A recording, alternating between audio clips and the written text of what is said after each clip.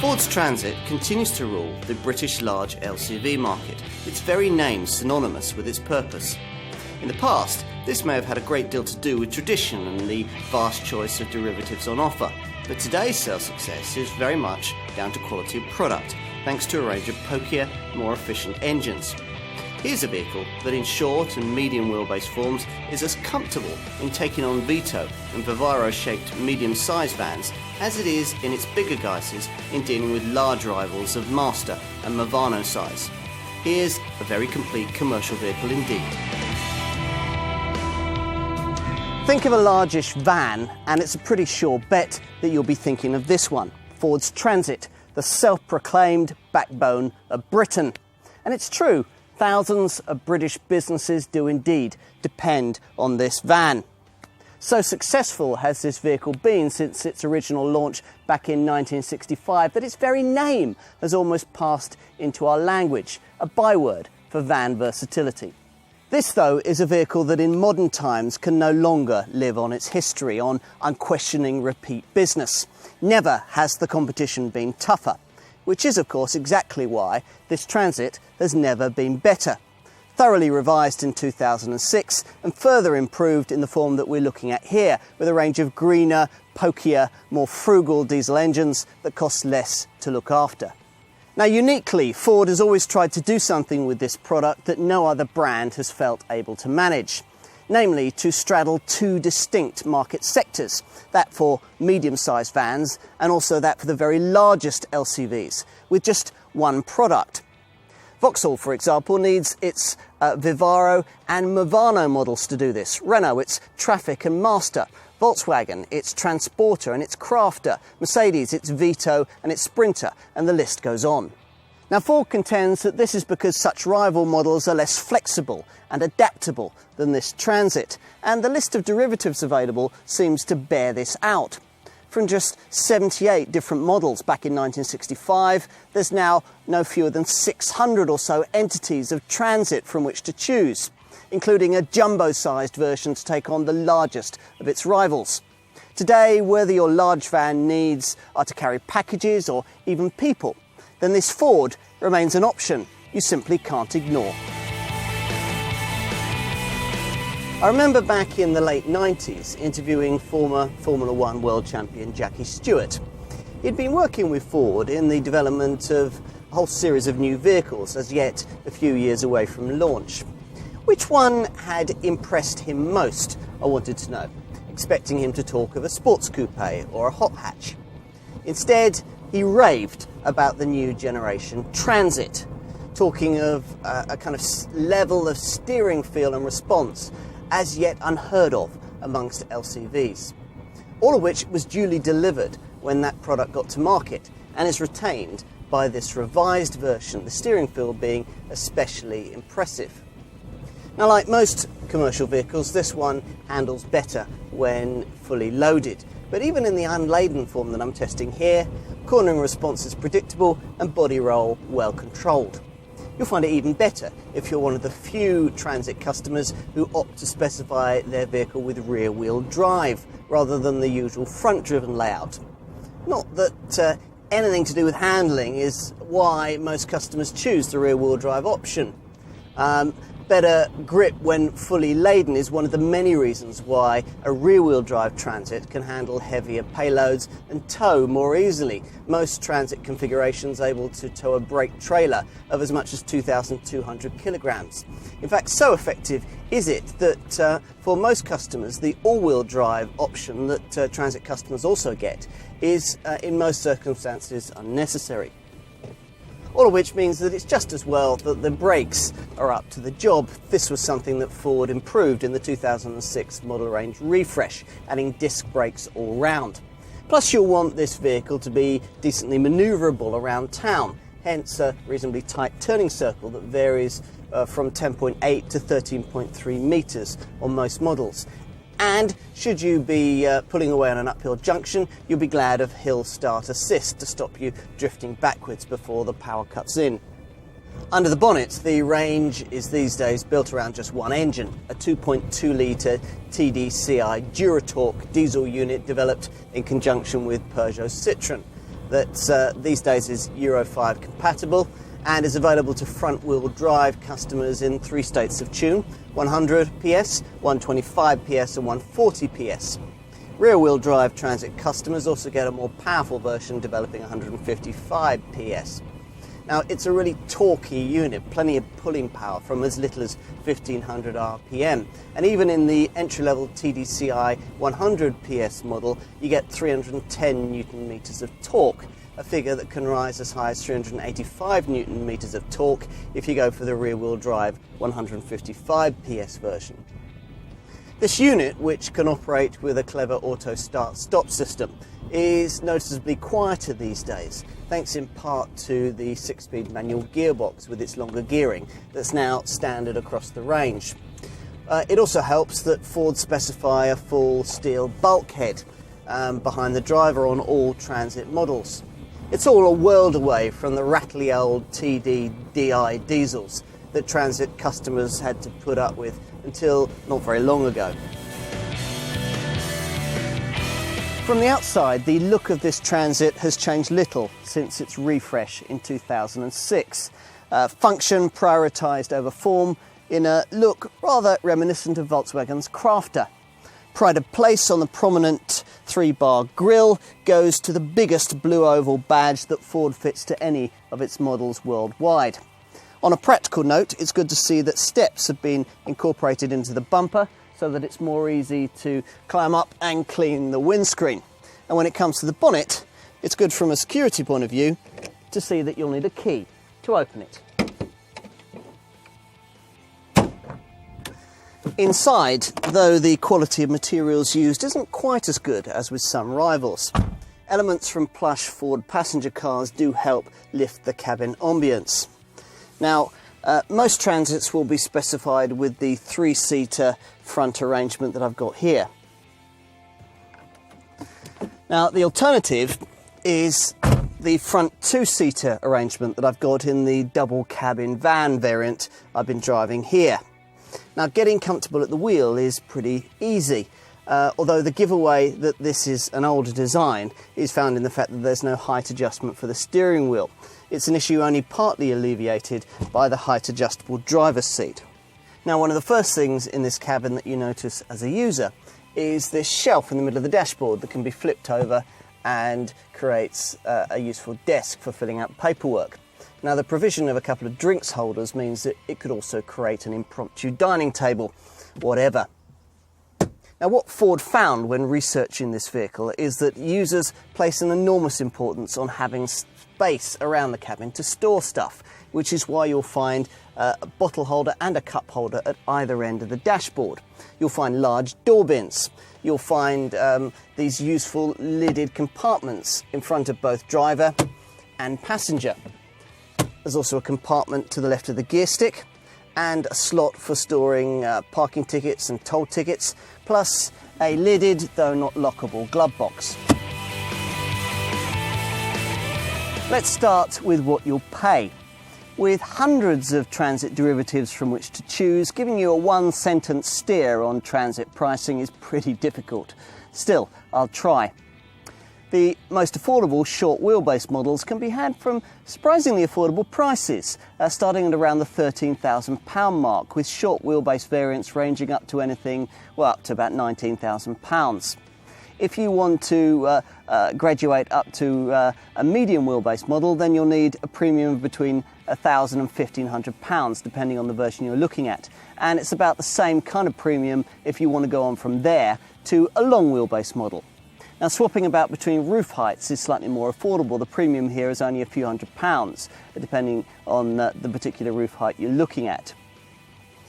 Now, if you can't be bothered with all that choice and simply want the tallest, longest Transit available, then prices for the jumbo Transit model start at around the £25,000 mark. As for rivals, well, short and medium wheelbase Transits really compete against medium category vans like the Mercedes Vito, the Volkswagen Transporter, the Vauxhall Vivaro, the Renault Trafic, the Peugeot Expert and the Citroën Dispatch. Long wheelbase and jumbo-sized transits, meanwhile, are really aimed at the large LCV market category against rivals like Vauxhall's Movano and Renault's Master, or the Mercedes Sprinter and Volkswagen Crafter design, or even the van that you'll find variously badged as a Citroën Relay, a Peugeot Boxer or a Fiat Ducato. In navigating your way around the various transit options available, I'd suggest that you start by choosing the vehicle that you need for the job. Will you need a simple panel van like this for carrying packages only? Or will you need to be carrying more than two passengers at a time? In which case, you might be better off with the double cabin van, the variant that I've got here, which has got this 3-person rear seat. Now, if all you need to do is to carry people, then one of the People Mover transit variants will probably suit you better. The Tourneo models are really like luxury MPVs, able to carry 8 or 9 people. Plus there's a 9-seater shuttle bus that's a bit more basic. If you need to carry more people, then there are transit minibuses able to carry between 12 and 17 people. Other transit variants include one-stop drop-side models, 1- or 3-way tippers, double cabs, chassis cabs, double chassis cabs, there's a box van, there's even a curtain slider variant. Now, next up, it's a question of deciding on the heaviness of the loads that you're likely to carry. The heavier the weight, the beefier the gross vehicle weight that you're likely to need. Now, in transit terms, let me show you how this works. Let's say that you want a panel van like this. The entry-level version has a gross vehicle weight of 2,600 kilograms, so it's badged 260. The next variant up has a gross vehicle weight of 2,800 kilograms, so it's badged 280. And so on in exactly the same way through 300, 330, 350 and even 460 derivatives. By now you should be narrowing down your target transit, and you can pinpoint the model that you want even further by choosing a body style to suit the length and height of your usual cargo. Now, in terms of the length, well, you've got a choice of body lengths ranging from short, medium to long and even jumbo that'll give you a load area length of anything from 2.5 metres to just over 4 metres. Now, in terms of the load area height, your choice between low, medium and high roof models will give you a load area height of anything between 1,370 and 1,985 millimetres. Still with me? Great. Let's move on to drivelines.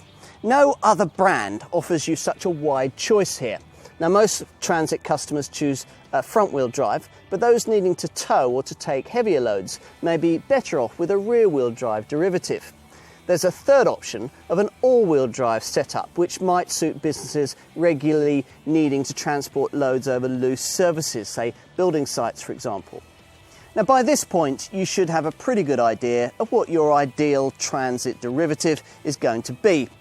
It's now just a question of finalising the trim level, but before you do that, have a thought about running costs. Ford reckons that you can save about 10% on these by opting for one of the frugal Econetic models. Or you can simply go for a plusher derivative and specify the extra cost Eco Pack, which includes much of the same technology. Now, whichever transit model you choose, you should find it decently equipped. Virtually all models are equipped with things like tinted glass, electric windows, a decent quality MP3 compatible CD stereo with steering wheel controls and an AUX jack for portable music players. You also get a sliding side door, a bulkhead and a configurable remote locking system operated by this key, so an operator can choose which doors are unlocked in which order, and the key is waterproof and self-charging. Safety-wise, you can expect to find a driver's airbag, although a passenger airbag and curtain airbags will there on the options list, and ABS as standard, with electronic brake force distribution to make it more effective, and emergency brake assist to help in emergency stops. Plus, it's good to see that ESP stability control is standard across the range. Now, there are, of course, many transit variants I could use to illustrate this section, but for the purposes of this film, let's start with something really typical, a short wheelbase, low roof example. Now, like most transits, this one comes specified with conventional twin side-hinged rear doors. You can specify your transit with a single top-hinged hatchback-style rear door, but if you have that, then you may have trouble getting a forklift close enough to properly utilise all of this space. Mind you, unless the cargo you're loading in really is very heavy, you may not need a forklift. The loading height is, after all, usefully low. It can be as little as 537mm. Even bulky stuff should go in okay, with even the smallest short wheelbase low roof version, this one, able to offer a door aperture 1,540mm wide and 1,370mm high, a height that you can further extend to 1,666mm or 1,796mm if you upgrade from low roof to medium roof or even to high roof in terms of the version that you choose. Now, of course, opting for a higher roof model can make a big difference to the tallness of the items you can fit inside. Depending on the variant that you choose, the interior load height can be anything, well, it can be as little as 1,370, but it can be as much as 1,985mm. Now, the different roof heights, along with your selection between short, medium and long wheelbases, will of course determine the total load volume that your transit will offer.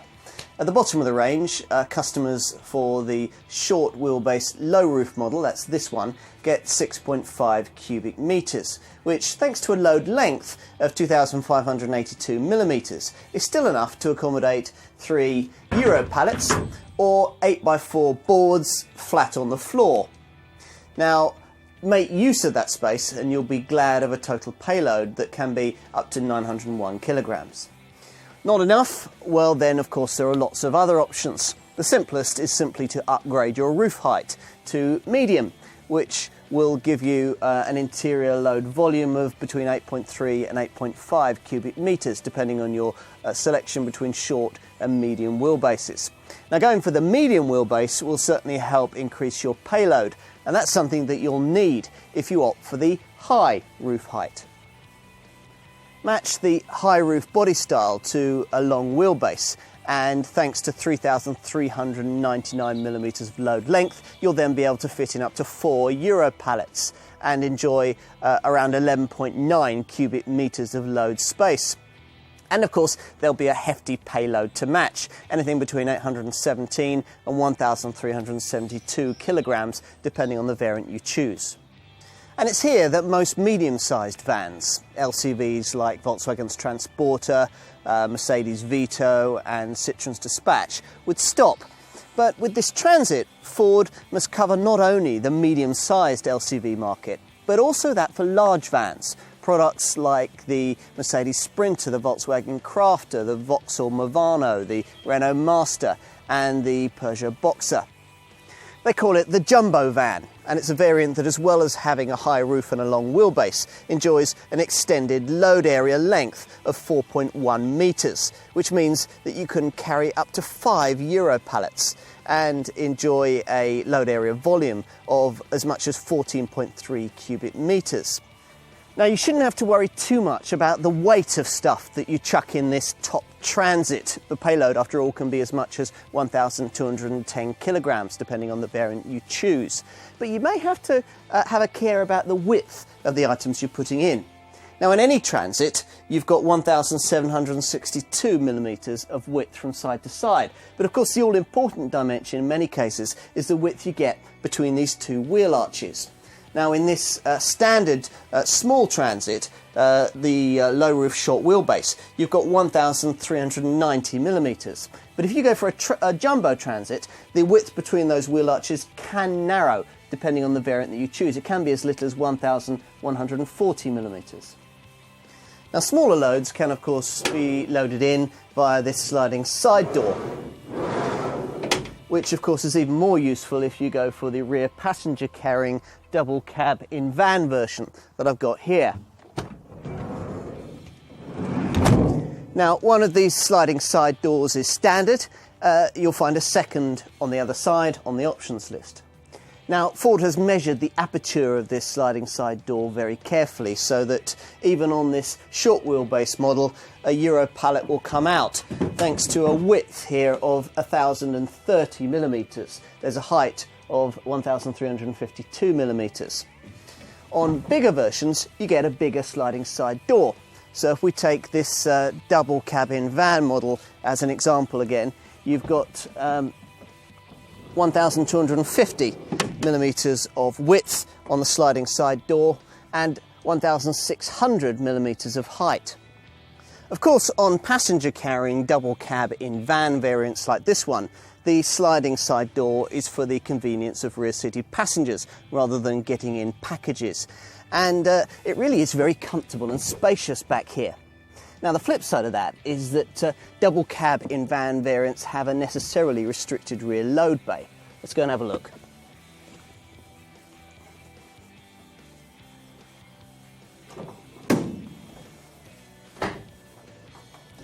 So in this fairly typical version, you've got the load bay area down to 6.3 cubic metres and a load bay length of 1,893 millimetres. Whatever transit body style you use, there are up to 7 loading lashing eyes to stop your cargo from moving around. Now, if you do forget to use them and everything slides forward, then you'll be glad of this full steel bulkhead, which can be specified in glazed form here. It can also come in folding mesh guise or with a full width or driver recess. And some transits also have a useful area above it here where you can store loading tie straps and things like that. Now, standard equipment includes these half-height boards in the loading area, but there's really no substitute for the kind of proper ply lining kit that you can arrange through your Ford dealer. As for servicing costs, well, servicing intervals have been extended to every 30,000 miles or every 2 years, which could make quite a difference to your maintenance costs over earlier versions of this generation Transit. Ford reckon that it could cut your costs in that area by between 25 and 40%, depending on the variant you're looking at. Now, it's certainly an easy engine bay to work on with the dipstick and the screen wash reservoir easily accessible. There's also a clever smart starting system that disengages the starter motor as soon as the engine can run by itself. Now, the system reduces electrical consumption during cranking, which in turn reduces the likelihood of starter motor failure and enhances starter motor and battery life by 10%. Now, thinking to keep maintenance costs down is to be found everywhere around this vehicle. That's why the bumpers, for example, are made in 3 parts, so that they're easier and more cost-effective to replace. And eco-friendliness? Well, that's something that Ford has spent even longer thinking about. Sound insulation in a Transit, for example, is made from recycled denim jeans and reclaimed upholstery. And it's why over 95% of this vehicle's parts can, at the end of its life, be used for other vehicles or in other parts of the manufacturing process. The Euro 5 compatible engines are eco-friendly too, something that's guaranteed by clever exhaust gas recirculation and a coated diesel particulate filter unit.